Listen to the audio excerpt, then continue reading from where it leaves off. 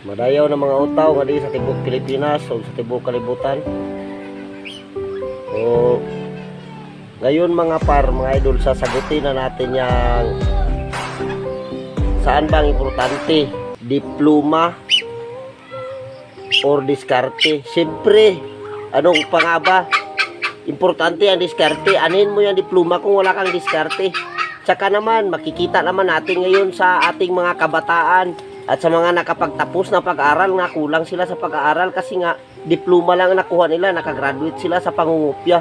At makikita mo ba ngayon sa pahayagan, halatang halata na mga matataas na mga pinag-aralan, mataas ang pinag-aralan, mga walang respeto. Kasi alam nyo bakit, ha? Alam nyo bakit?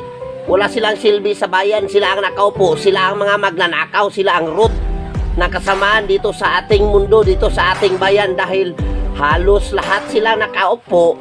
Hindi natin ilalahat sa matamaan, bato-bato sa langit.